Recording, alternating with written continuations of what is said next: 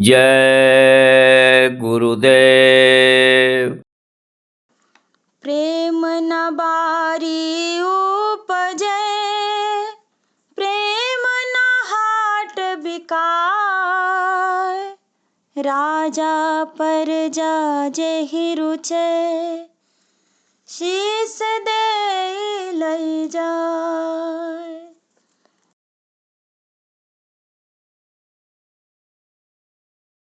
मैं तो आई पड़ी परदेश, गली कोई घर की बता दीजो रे। मैं तो आई पड़ी परदेश, गली कोई घर की बता दीजो रे। मन इंद्रिय संग बहु दुख पाए, मन इंद्रिय संग बहु दुख पाए।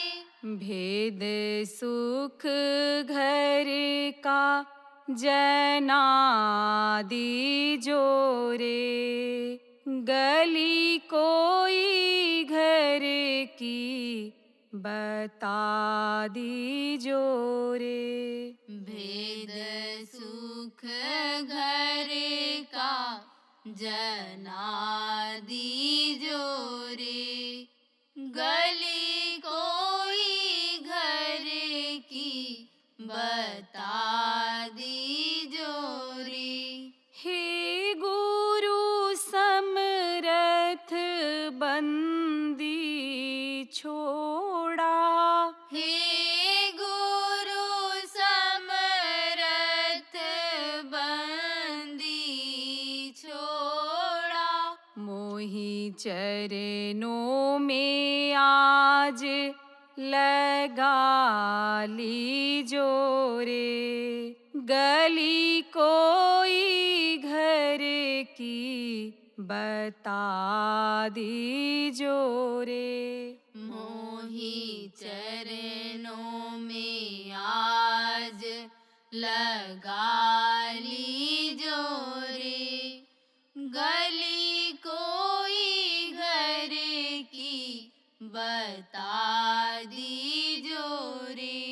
डरत रहूं नरकन के दुख से, डरत रहूं नरकन के दुख से।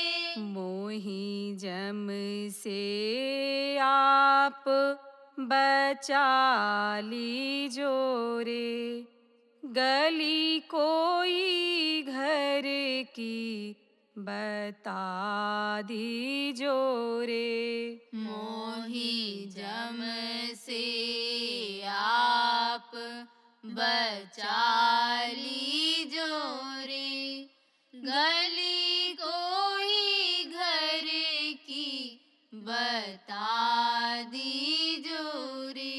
शब्द रूप तुम्हारा अगम अपारा, शब्द रूप तुम्हारा अगम अपारा।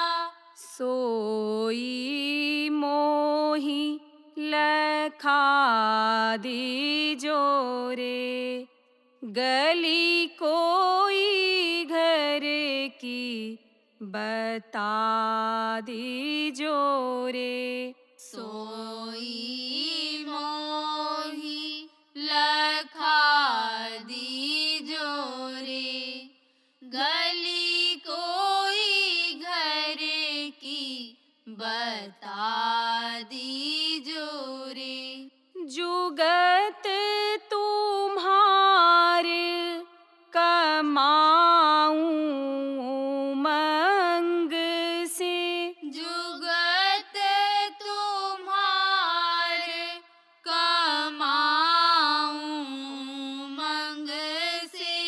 शब्द में सूरत समाधि जोरे, गली कोई घर की बता दीजो रे। शब्द में सूरत समाधि जोरे, गली कोई घर की बता दीजो रे। जय गुरुदेव सतगुरु प्यारे, जय गुरुदेव सतगुरु प्यारे।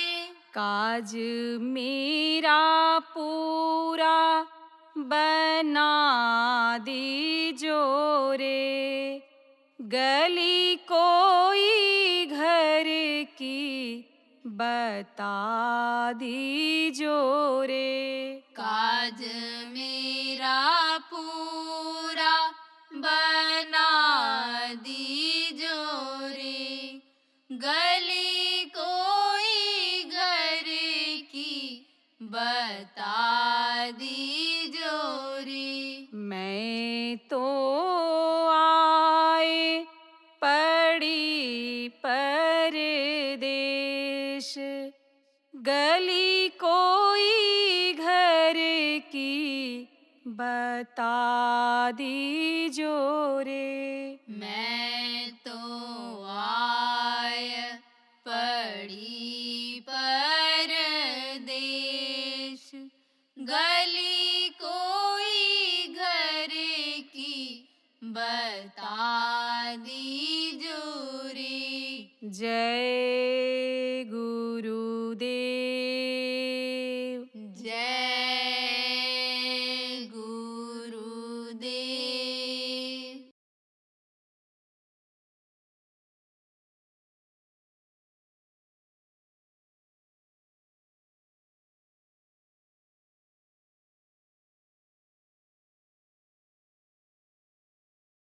तो अब आप फिर समझो क्या, ये अंधेरा आया, लेकिन अंधेरा के बाद फिर कुआर आ गया, बदलाव हुआ।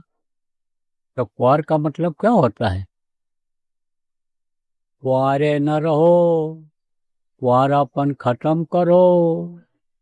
चाहे लड़का कुआरा रह जाए जीवन भर, चाहे लड़की कुआरी रह जाए, तो आप फिर समझो गृहस्थी का अनुभव नहीं हो पाता है, कोई साथी उसका नहीं बन पाता है। और अगर लड़का शादी कर लिया, लड़की शादी कर लिया, तो एक दूसरे के जीवन के साथी बन जाते हैं। तो जब गृहस्थ आश्रम में रहना है तो शादी करना ही करना चाहिए, एक दूसरे के सहयोगी हो जाते हैं। और अगर नहीं करना है तो योग साधना करके यानी इतने प्रबल बन जाओ, इतने मजबूत बन जाओ, लोगों का काम करने लगो, भला करने लग जाओ कि सब लोग आपको अपना समझने लग जाएं, पलकों पर बिठाने लग जाएं, अपने परिवार जैसा समझने लग जाएं, अपने पिता जैसा समझने लग जाएं। यानी समझो इस तरह का भाव आ जाए कि जैसे पति परमेश्वर होते, वैसा भाव आ जाए। पति अलग होते हैं और परमेश्वर अलग होते हैं। जब पति आप पे समझो कि औरत को अपना देवी समझता है और उनसे आप समझो कि यानी उसको अपना सहयोगी समझता है और उसी तरह से सेवा लेता है। आप समझो कि उसको नौकरानी नहीं समझता है, उसको चेरी नहीं समझता है, तब वो औरत भी अपने पति को देव समझती है, सेवा करती है और उनको पति देव कहती है, पति परमेश्वर कहती है, परमेश्वर जैसे सेवा करती है, परमेश्वर जैसा मानती है। तो पति परमेश्वर अलग होती, उनका यही काम नहीं होता खाली बच्चा ही पैदा करो। तो जो यानी पिता कहते हैं उनको इसको योगियों को कहे, संतों को कहे, महात्माओं को कहे, वो इस भाव से यानी औरत ने नहीं कहा कि ये मेरे पति हैं, परमेश्वर हैं, पिता हैं, जो कुछ हैं यही हैं। इस भाव से नहीं कहा कि ये बच्चा पैदा करने वाले पति हैं। परमेश्वर रूप में जो उन्होंने देखा वो कहा। तो या तो इतनी शक्ति ले आओ। अब इतनी शक्ति अगर लाने की क्षमता नहीं है, कामयाबी नहीं हो पाती है, तो शादी ब्याह कर लेना चाहिए समय पर, और ऐसे से करना चाहिए जो बराबरी का हो, उतनी योग्यता का हो, धन दौलत उसी तरह का हो, अकल बुद्धि उसी तरह की हो।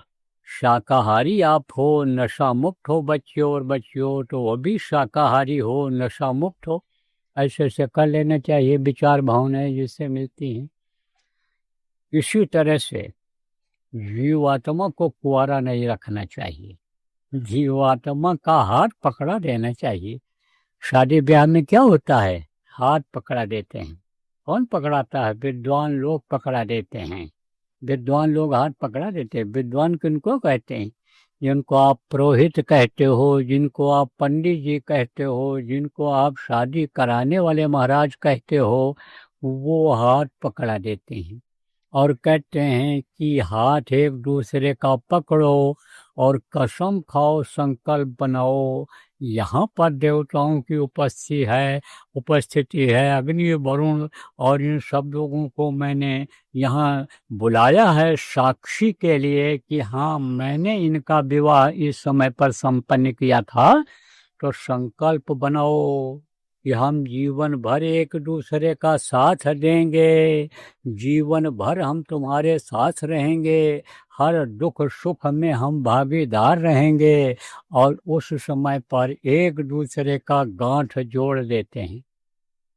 दुपट्टा अगर है, पहले तो धोतियां ही पहनती थीं बच्चियां शादी में, तो धोती को उसके लड़के के अंगोछा के साथ में बांध देते थे। उस वक्त पर सब लोग अंगोछा साफ ही रखते थे। क्यों? क्योंकि अब मल्टीपर्पज है। मल्टीपर्पज किसको कहते हैं? जैसे स्टेपनी की पहिया होती है, एक तरह की होती है, चाहे आगे फिट कर दो, चाहे पीछे फिट कर दो, चाहे जहाँ फिट कर दो। ऐसे ही अंगोछा होता है, सिर में बांध लो, ठंडी लग रही तो गले में लपेट लो, अगर जुकाम हो रहा है, और नहाने धोने को हो तो लपेट लो, और बड़बड़ करके भजन कर लो। तो लोग रखते थे, ये दुपट्टा जैसे बच्चियां रखती हैं सर रखते थे, तो उसी में गांठ बांध देते थे दूल्हे के। ये गांठ मैंने बांध दिया है, गांठ खुलने न पावे, जीवन भर ये प्रेम की गांठ, ये जोड़ी आपकी बने रहे, इस चीज का हम आपको याद दिलाते हैं, संकल्प बनवाते हैं। ऐसे ही जीवात्मा की गांठ बांधी जाती है। किसके साथ बांधी जाती है? गुरु के साथ बांधी जाती है। गुरु के साथ सगाई शादी कर दी जाती है। किसकी? इस जीवात्मा की। तो गुरु निभाते हैं, आप भले ना निभाओ। देखो अब आजकल की लड़कियां सुबह शादी किया और शाम तो निकल गई घर छोड़ के, दूल्हा को छोड़ के चली गई। तो दूल्हा तो तड़पता रहता है उनके लिए, और दुल्हन के लिए बहुत ही समझो कि शादी वाले तैयार हैं करने के लिए। ऐसे ही ऐसा नहीं था, वो नहीं छोड़ते हैं। कौन? जैसे तड़पता रहता है लड़का, और वो निकल गई, रात को ही जेवर वो लेकर चली गई। आजकल घटनाएं बहुत हो रही हैं। थोड़ा होशियार रहने की ज़रूरत है कि जो 50 साल के हो रहे हो, 40 साल के हो रहे हो, और शादी के लिए लाल टपकता है, ऐसे लोग होशियार रहना।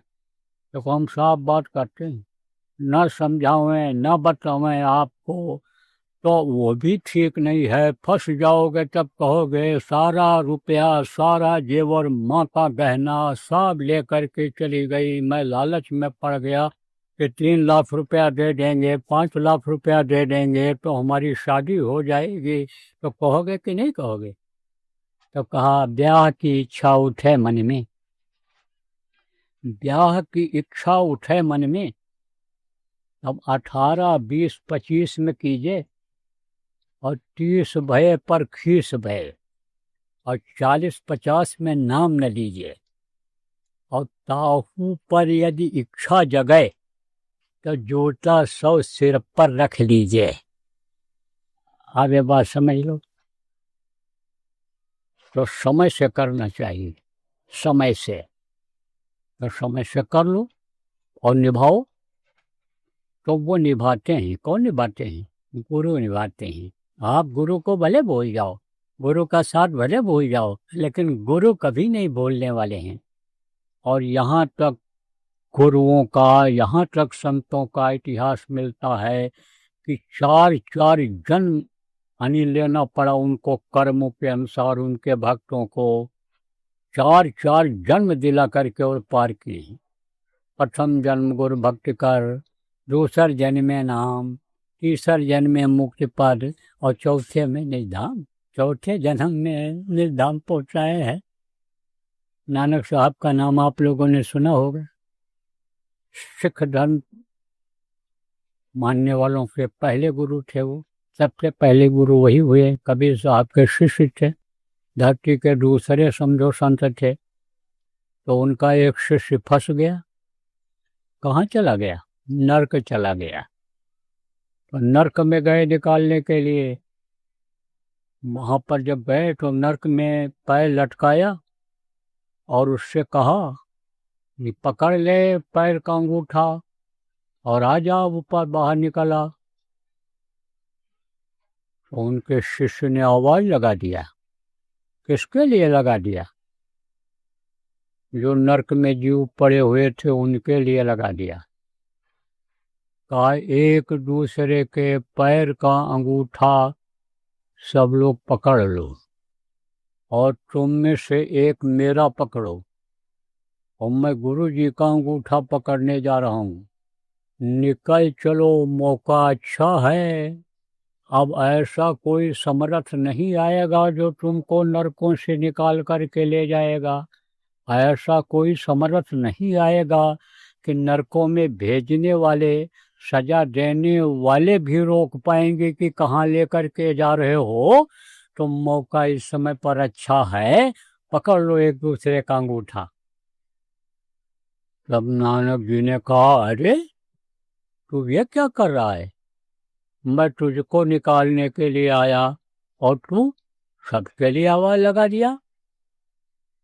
तब वो जीव जो था परमार्थी था और कहा, गुरु जी आप ही उपदेश करते थे कि परमार्थी काम करो, दूसरे की मदद करो।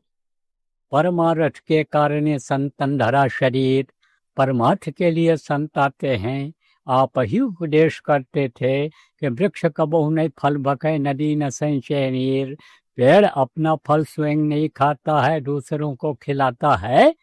चाहे कोई उसको पत्थर ही मारता है, इतते वे पाहन गात उतते वे फल देत। इधर से पत्थर मारते हैं पेड़ को, लेकिन वो क्या देता है? मीठा फल देता है। मार खाने के बाद भी फल देता है। वो दूसरों के लिए होता है। नदी अपना पानी खुद नहीं पीती है, दूसरों को पिलाती है। तो आप बता रहे थे परमार्थी बनना चाहिए, परमार्थी बनो।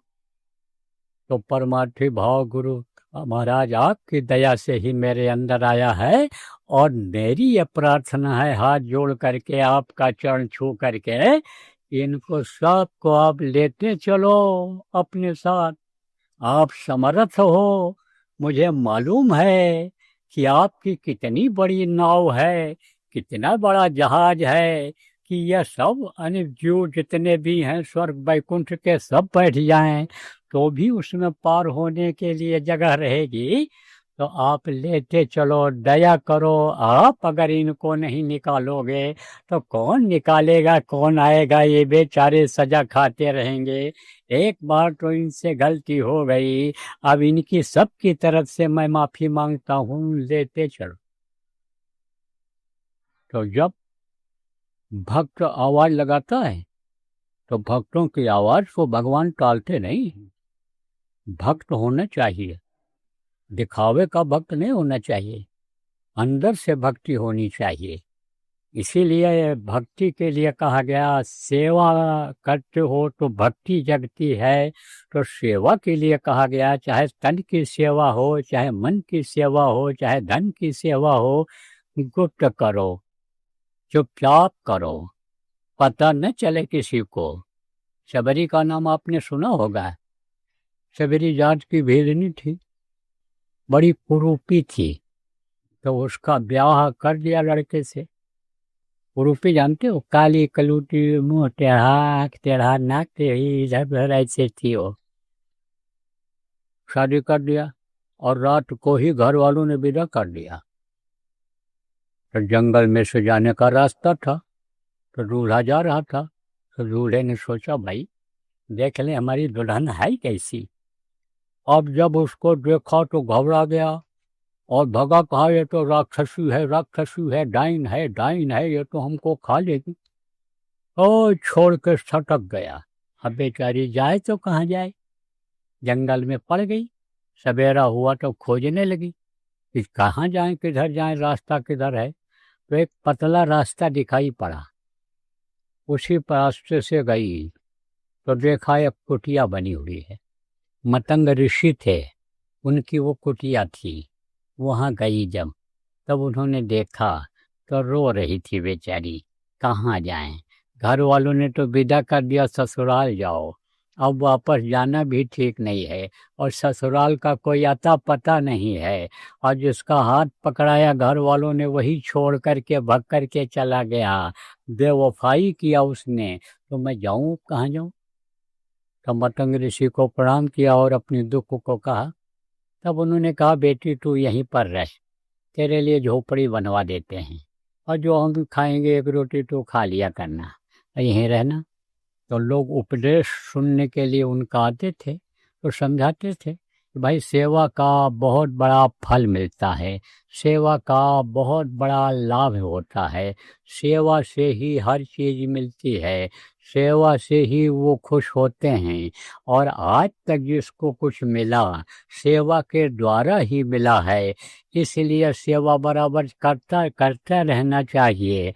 जब तक शरीर में ताकत है, जब तक गांठ में दाम है, तब तक करते रहना चाहिए दोनों। इसमें दोनों में बरकत होती है और रोग हटते हैं। कर्म करते हैं शरीर की सेवा करने से और धन की सेवा करने से बरकत होती है। ये सब सुनाते समझाते रहते थे। तो बेचारी शबरी के पास तो धन था नहीं कुछ, तो धन की क्या सेवा करे।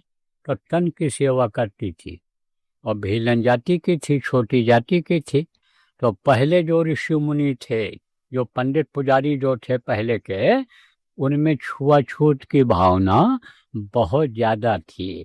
तो परछाई इनकी नहीं पड़ने देते थे। जिनको हरिजन कहा जाता है उनकी परछाई नहीं पड़ने देते थे। तो शबरी सेवा करती थी, कैसे करती थी, छुप करके। तो क्या करती थी, वहाँ साफ कर देती थी, आश्रम को साफ कर देती थी और चली जाती थी जिधर से ये ऋषि मुनि लोग स्नान करने के लिए नदी में जाते थे। वहाँ कांटे कूटे जो थे सब काट दिया उसने, घास फूस सब काट दिया और झाड़ू लगा करके रोज आती थी वहाँ पर। और सवेरा होने से पहले पहले स्नान का समय उनका जब होता उससे पहले पहले चुपचाप चली जाती थी, सेवा करती थी, छुप करके सेवा करती थी। ऐसे भक्ति होनी चाहिए इस तरह की। कहते हैं ना कि भक्ति ऐसी कीजिए जैसे मेहंदी हो, यानी जो जो मेहंदी के पात में लाली रही दुबकोए, जैसे मेहंदी के पत्ते में लाली होती है लेकिन वो अंदर दुबकाए रहती है, उसको जब पीसते हैं बटते हैं तब वो लाली निकलती है। ऐसे भक्ति होनी चाहिए अंदर में, इस तरह भक्ति करनी चाहिए। तो भक्ति जब करते हैं तब आप ये समझो कि गुरु उन्हीं के हो जाते हैं। इसीलिए तो मांगा जाता है, भक्ति करते छूटे मेरे प्राण, गुरु जी यही मांगू सदा। भक्त के वश में भगवान होते हैं और वो उनके लिए सब कुछ करने के लिए तैयार होते हैं। खुद तकलीफ झेल करके, खुद मौत को दावत दे करके और भक्तों के लिए गुरुओं ने काम किया है। अभी तो मैं नहीं बताऊंगा, लेकिन जब समय आएगा तब आपको पता चल जाएगा, आपको मालूम हो जाएगा। वो ये कह नहीं सकते हो आप, हमारे पास सब अन्य समझो जानकारी है। तो अब आप समझो प्रेमी कि नानक जी ने अपने जीवों को निकाल दिया था जो नरक में पड़े हुए थे। नानक जाए अंगूठा बोरा और सब जीवन का किया निबेरा। देखो, लड़की भी देखती है और शादी करने वाले जो होते हैं घर वाले वो भी देखते हैं कि लड़का हृष्ट पुष्ट तंदुरुस्त है कि नहीं है, रक्षा हमारी लड़की का कर पाएगा कि नहीं कर पाएगा, इसको कमा कर खिला पाएगा कि नहीं खिला पाएगा, इसका दिल दिमाग बुद्धि काम करेगा कि नहीं करेगा। इन चीज़ों को देखा जाता है। ऐसे ही गुरु करने से पहले देखा जाता है, क्योंकि गुरु तो बहुत होते हैं, बहुत तरह के गुरु हैं इस समय पर। इस समय तो घर घर गुरु बन जाते हैं। उपदेश करने वाले अपने सत्संगी ही वही गुरु बन जाते हैं, पुजाने लगते हैं। अगर किसी को कुछ थोड़ा बहुत सिद्धि हो गई तो वही गुरु बन जाते हैं। तो आप ये समझो इस समय पर तो गुरुओं की समझो बाढ़ जैसी आ रही है।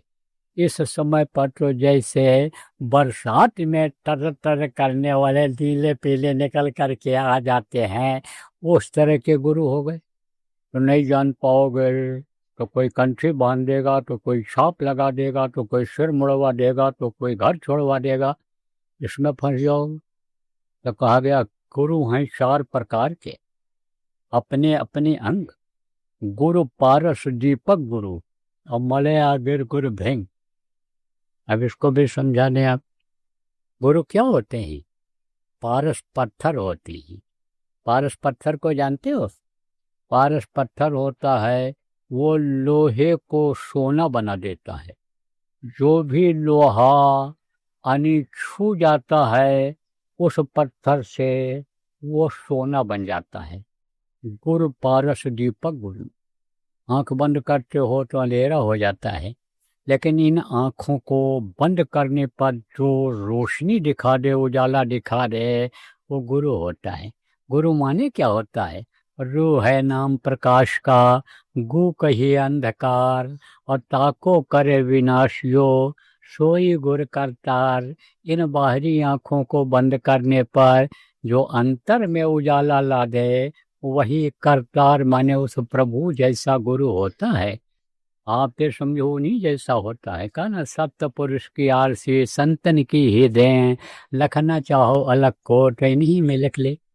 अब ये सब उदाहरण देकर इसलिए समझाता हूँ कि बुद्धिजीवियों का जो दिमाग होता है, पढ़े लिखे लोगों का दिमाग होता है, धनी मानी ऊंचे वहदे वालों का जो दिल और दिमाग होता है, वो तार्किक होता है, वो बुद्धि की पहलवानी करता है।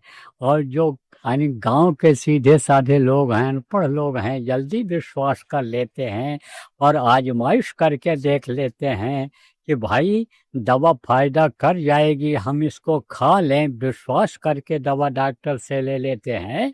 लेकिन जो ज़्यादा पढ़े लिखे हैं वो तर्क वितर्क करते हैं, उसमें विश्वास कम करते हैं। वह कहते हैं कि अभी आधी गोली खाएं कि पूरी गोली खाएं कि क्या करें। तो वो बुद्धि की पहलवानी होती है। तो जब उदाहरण देकर कोई चीज़ समझा दिया जाता है तो उनके समझ में आ जाता है। जय गुरुदेव। मार्गदर्शक कार्तिक पूर्णिमा 4 व 5 नवंबर 2025। सत्संग एवं नामदान द्वारा वक्त गुरु बाबा उमाकांत जी महाराज। 4 नवंबर 2025 प्रातः 6 बजे एवं सायं 3 बजे। 5 नवंबर 2025 प्रातः 6 बजे से। स्थान ग्राम टिड़वा चिलौला, नेपालापुर चौराहा के पास, लखीमपुर खीरी रोड, सीतापुर, उत्तर प्रदेश।